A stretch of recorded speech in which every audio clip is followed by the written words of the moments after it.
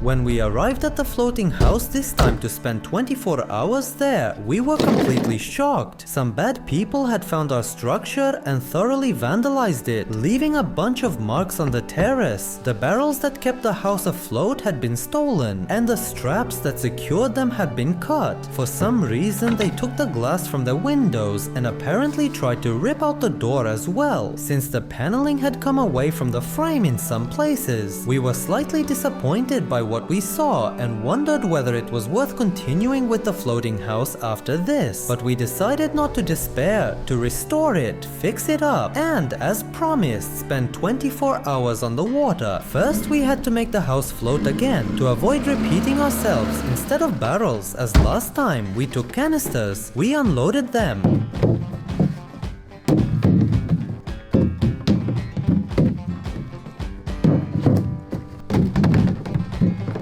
There was a real pile of canisters as we had taken them with a reserve. We bought them for little money. They were from Undercar Chemicals, each with a volume of 22 liters. In theory, they should keep the house afloat better than barrels, and now we will explain why. You see, the canisters are rectangular in shape, which means that their surface area on the water is significantly larger than that of a round barrel, and the house will be more stable. But before attaching the canisters to the platform, as with the barrels, some preparatory work needs to be done. Unscrew each canister.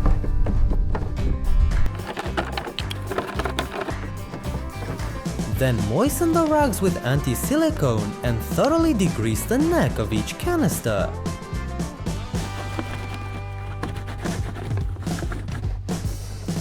You also need to remove all possible grease stains from the lids.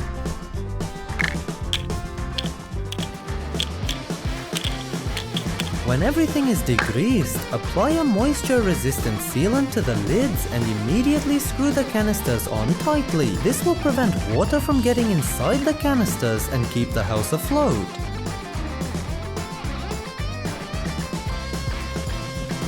Next, these canisters must be attached to the platform of the house. First, lift the house with your hands and place hemp ropes on the two corners to create a small gap underneath. Insert a thick beam into this gap and using it as a lever, carefully turn the house on its side. As last time, we will not fasten the canisters and we will not simply nail them down, but we remembered about liquid nails. To make this super strong glue, attach the canister to the wood even better. We take a generator, power a sander from it, attach a coarse abrasive sanding wheel to the bell and use it to sand the areas where the canister will be glued to the platform.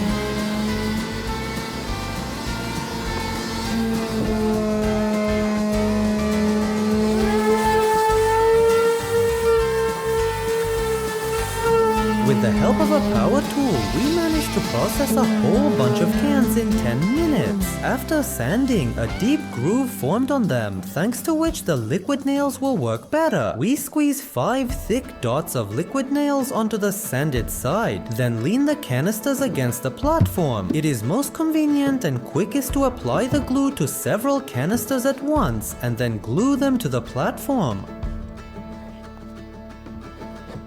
We attach the canisters in the places where the barrels used to be.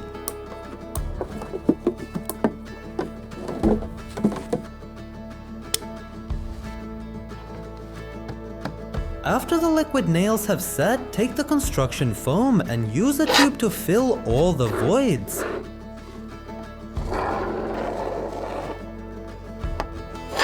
And also blow foam between the canisters to hold them together.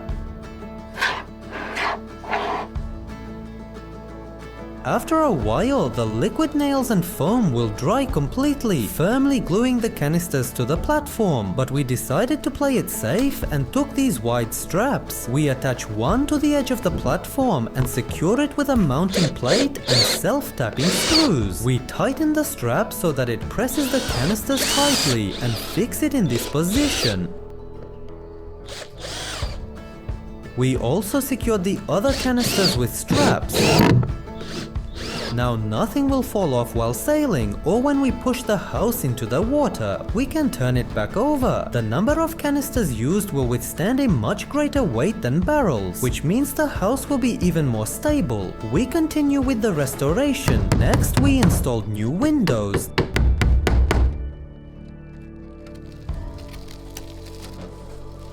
Dismantled the door and nailed down the torn off paneling.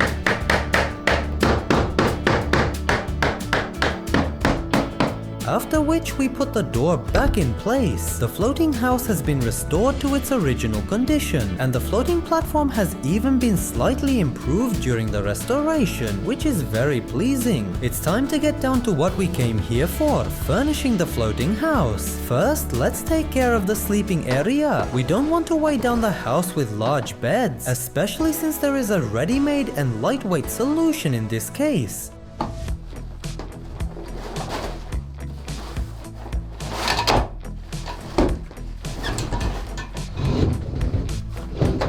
Inside there was a folding bed that was the perfect size, which we placed under the wall. In addition to being compact and lightweight, it pleased us with its convenience. Now there will be a place in the house to lie down and admire the pond from the window. The folding bed also serves as an excellent bench, but we won't be sitting on it for long because we will be making the rest of the furniture ourselves. We lay out the boards next to each other.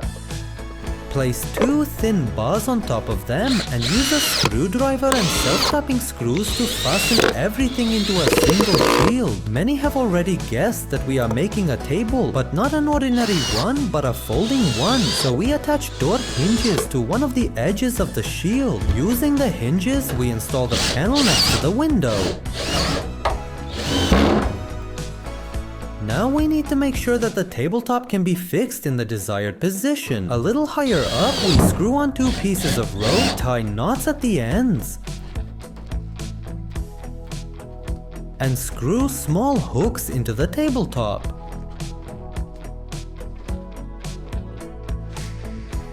By threading the rope through the hook, the tabletop is securely fixed thanks to the knots. If we want to fold the table so that it does not rattle while sailing, we secure it with a latch.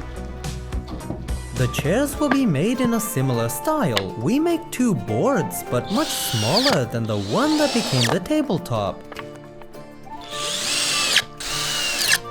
We also attach two hinges to these boards, after which we fix them to the wall. To secure the chairs, we attach a small board to the same hinge, which will act as a support. We also use latches to keep the chairs folded. All that remains is to cover everything with yacht varnish. It is ideal for protecting furniture and gives it an excellent shine, as well as making the surface water repellent.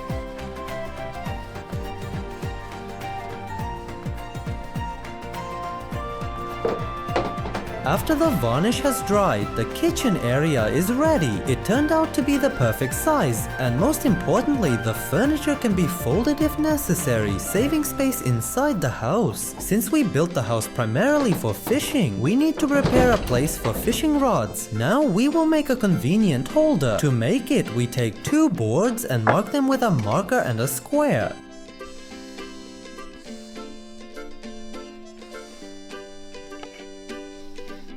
It should look something like this. Then we cut along the lines with a jigsaw.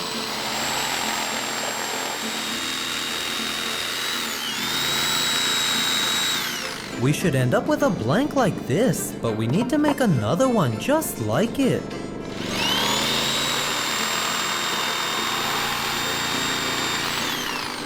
We take a rasp and use it for initial processing. It does an excellent job of removing a large amount of excess wood and rounding the edges. After using the rasp, remove large scratches and burrs with an emery sponge, giving the blanks their final look. We will also cover the fishing rod holder with yacht varnish so that it fits in with the style of the rest of the furniture. We decided to attach it with screws to the back wall, to the two supporting beams of the frame.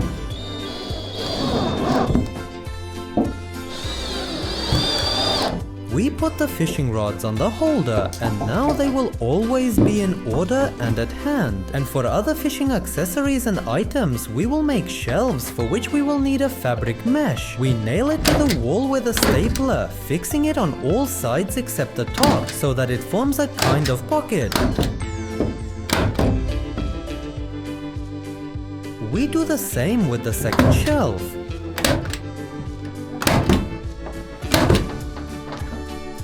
Now you can store the rest of your fishing gear and dinner ingredients in these pockets on the walls. Shelves like these are often found on trains, but they also fit perfectly in our floating home. Since we want to spend the night in the house, we can't do without lighting. We decided not to skimp, and instead of flashlights, we installed real electricity. We connect a plug to one end of the wire. A little further, we made an incision to connect the switch. We connect an LED lamp to another incision, solder the wires, and then carefully insulate everything. We bring all the wiring into the house and push the end of the wire into the gap between the profiled sheet and the wall. We connect the socket here. Now all the wires need to be neatly laid out. We nail them to the frame with special brackets. Don't forget to screw on the lamp and lay the rest of the wiring. We made an outdoor outlet to connect this garland, which we attach to the wall with brackets. We will power all this with a car battery and an inverter. We plug the plug into the outlet on the inverter and press the switch. The light comes on and the garland lights up. Now we don't have to worry about the dark hours of the day in our floating house. Now everything you need for comfort is inside. Now the house can be launched.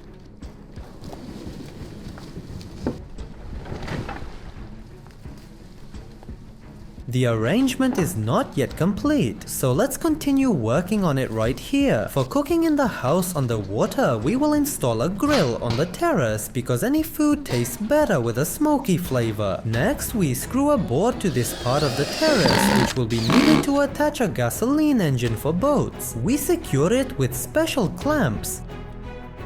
And since the boat has an engine, it must also have an anchor. We screw in a hook nearby and attach an anchor like this to it. This will be the final touch in the arrangement of the floating house. Well, let's start the engine and set sail.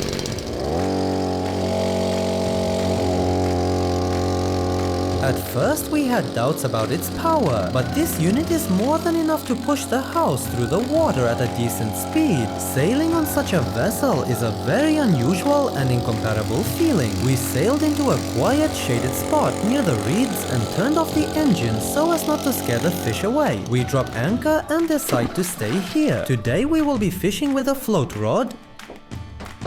We use fishing plasticine designed for catching white fish as bait. We roll a small ball out of it and put it on the hook.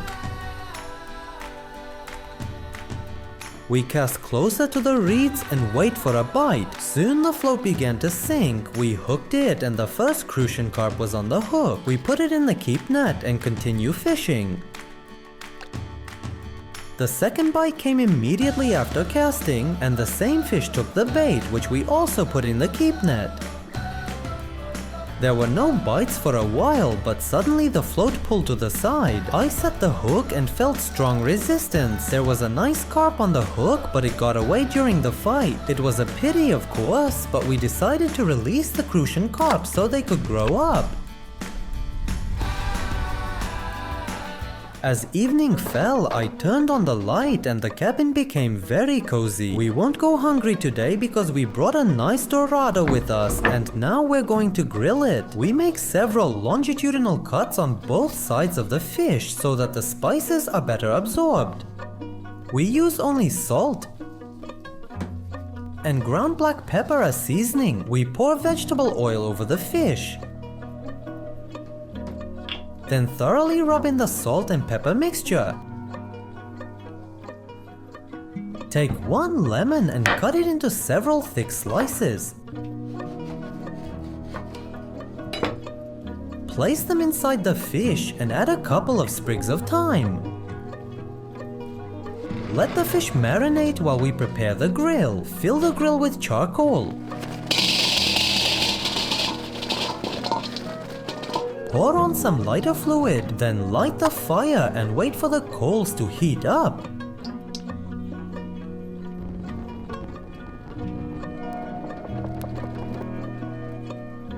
You can now place the fish on the grill and cook it. Place the mushrooms and vegetables next to it, as they will complement the dish perfectly. Cover the grill with a lid and keep the fish and vegetables on one side for about 7 minutes. Then turn them over and wait the same amount of time until they are fully cooked.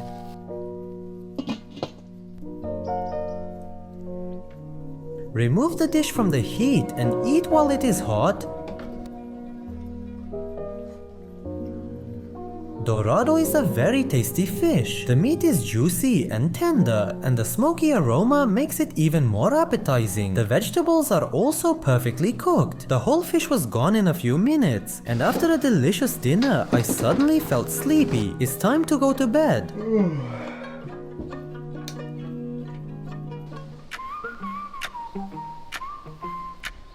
The gentle rocking of the house literally lulled me to sleep, and the night passed unnoticed. A house on the water is our long-held dream, which has now come true. We have the opportunity to spend the night right on the water and feel at home, and thanks to the motor, the structure can be located anywhere on the reservoir. Subscribe to the channel so you don't miss new interesting videos about construction, fishing, and other adventures.